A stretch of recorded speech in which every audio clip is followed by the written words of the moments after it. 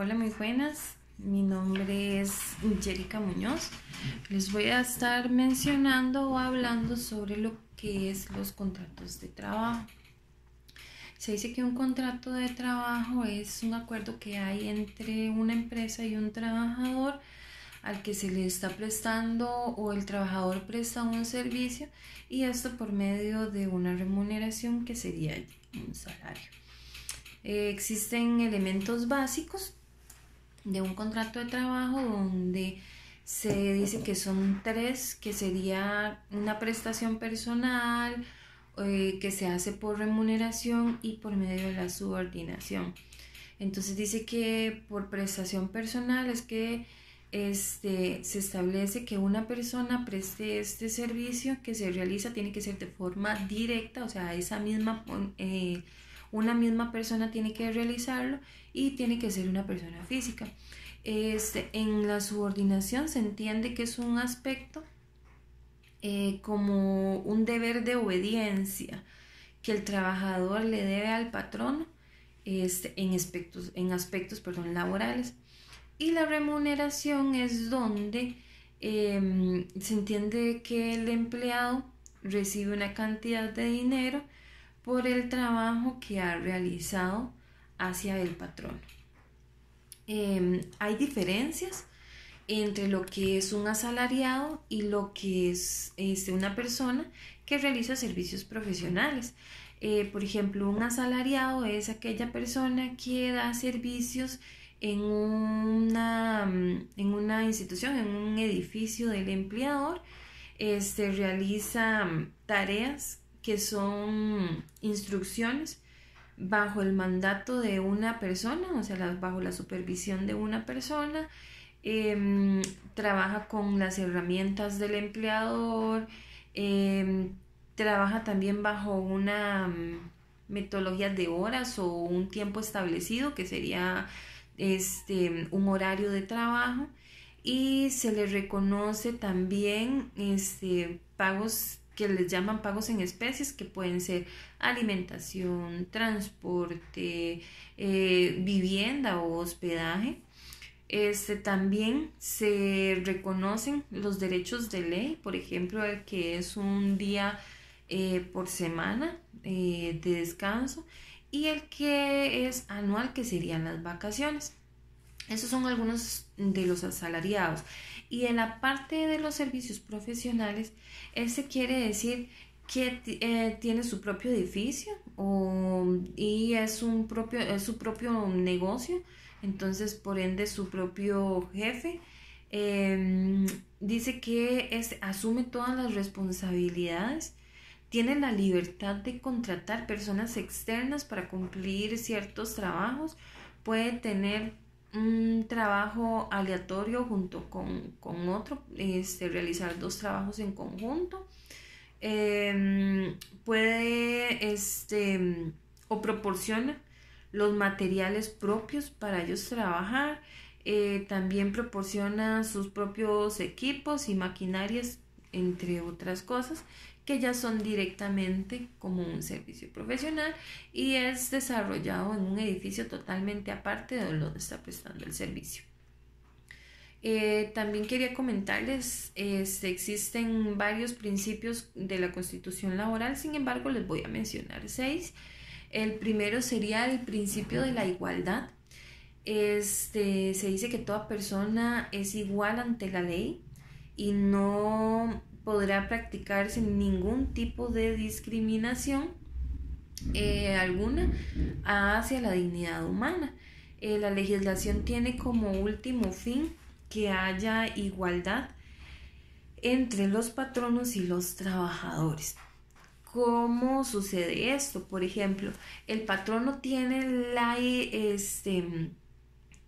potestad de garantizar que sus empleados, si tienen las mismas características, sean tratados de la misma forma, y que hay un principio, digamos, y que merecen ser tratados de la misma forma. Este principio de igualdad es de suma importancia, por lo que se dice que debería de estar incluido en todos los reglamentos internos de las empresas. En el principio de la igualdad existen dos conceptos, que sería el horizontal y el vertical. El horizontal es donde todos los trabajadores que están en una misma situación deben tratarse de la misma forma. Pero el vertical dice que el empleador debe ser tratado diferente, o debe tratar diferente a sus trabajadores, pero esto dependiendo, ya que las situaciones pueden ser diversas, o sea, pueden ser diferentes. Uno de los ejemplos en el horizontal es que si hay un hombre y una mujer y los dos ocupan cargos similares, de esta forma deben de ser tratados, o sea, deben de ser tratados de forma similar y su salario debe de ser de forma similar. Sin embargo, el vertical, si tienen a un hombre y a una mujer en el mismo puesto, deben de ganar y ganan lo mismo, o deben de ganar lo mismo. Y sin embargo, digamos, si la mujer se llega a embarazar o se encuentra en estado de embarazo, ahí la situación cambia. Por ende, la mujer debe de otorgársele todas las consideraciones que estipula directamente la ley. El segundo sería el principio de la libertad. En la República todos somos libres y estamos bajo la protección de la ley, donde no podemos ser esclavos ni esclavos. Esto en lo que es a nivel nacional, y en el ámbito laboral, todo funcionario y empleador tiene este principio de la libertad, o sea, como el patrono puede escoger con quién trabajar, y el empleado puede escoger, o el trabajador puede escoger con quién trabajar, cuándo trabajar y por qué salario hacerlo. Ese principio que garantiza la elección del individuo, tanto del patrono como del empleado, y que pueda dedicarse a lo que le gusta o para lo que estudió o demás. Un ejemplo de esto es, por ejemplo, también esto es la libertad siempre y cuando quiera trabajar, pero siempre y cuando sea bajo la ley. Un ejemplo son los trabajadores ambulantes, que estos, al no tener permisos de la municipalidad, entonces no es que quieran trabajar en eso, pero no está bajo la ley. Entonces, al no tener los principios municipales, esto no es legal. Y otro ejemplo que puede ser un poco más claro para que sepan lo que es la parte de la libertad, esto es que si en una empresa están reclutando para cierto puesto de trabajo donde se requieren ciertas habilidades, conocimientos, entre otros, el patrono puede escoger a la persona que mejor le convenga para ese puesto. Si hay varias personas que están postulando y no son elegidas, no es que hay un tipo de discriminación, es que el patrono tiene la libertad y la potestad de poder realizar este reclutamiento y poder escoger a la persona que mejor le convenga. En el derecho de la intimidad, este es el tercero que les quiero comentar. Este es un derecho esencial que tenemos todos los individuos. Dice que si el patrono pudiera o quisiera, por ejemplo, revisar las computadoras para ver qué es lo que está haciendo su empleado de esta forma, esto puede causarse como una violentación de esta intimidad. Sin embargo, también se habla que lo podemos solventar, o se puede solventar de forma que el empleado esté presente si se quiere revisar. Dice que al patrono se le pudiera violentar de qué forma, de la forma que pudiéramos tal vez faltar a la confidencialidad de la empresa, y poder hablar tal vez de marcas o de la misma imagen de la empresa. Y esto llevaría a que se pueda compartir información secreta que tal vez la empresa no quiere que externos se den cuenta de esta información y pueda causar daños a la misma. El principio de irretroactividad, este es el número 4, dice que en esta a ninguna ley se le dará efecto retroactivo en perjuicio de las personas. Se establece una garantía, es para establecer una garantía hacia el ciudadano, hacia el trabajador, en un acto administrativo de crear efectos jurídicos sobre la situación de hechos pasados o que tenemos derechos adquiridos o situaciones jurídicas consolidadas. Por ejemplo, se puede dar en aumentos de salario, por ejemplo.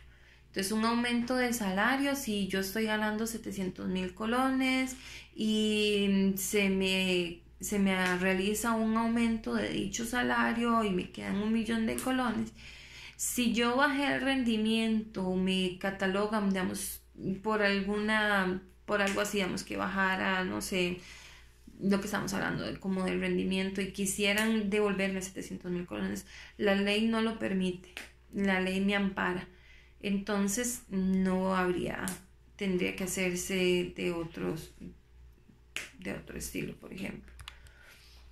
El principio de la legalidad, este es el número 5, dice que este principio es un pilar de la administración pública. ¿Por qué de la administración pública?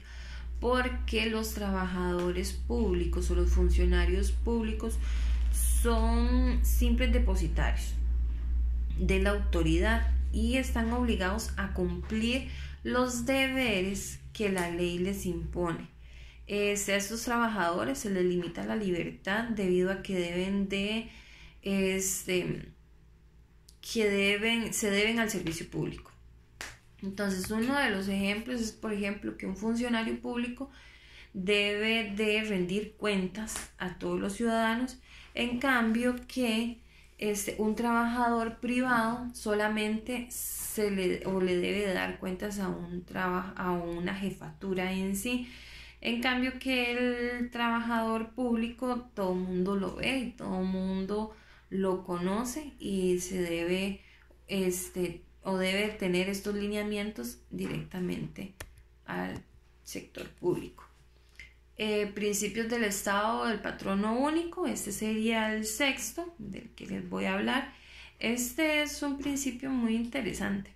Este principio también únicamente está para el sector público, donde busca dar una garantía a todos estos funcionarios que se pueden trasladar de una institución a otra siempre y cuando sea pública y tienen el derecho de disfrutar de un gran beneficio, que es el beneficio de la antigüedad. O sea, esta prestación es únicamente por servicios, por el principio del patrono único. ¿Por qué? Porque el único patrón sería el Estado. Entonces, al ser público de una empresa a otra o de una institución a otra, siempre y cuando sea pública, pueden mantener esa antigüedad. Esto sería. Muchísimas gracias.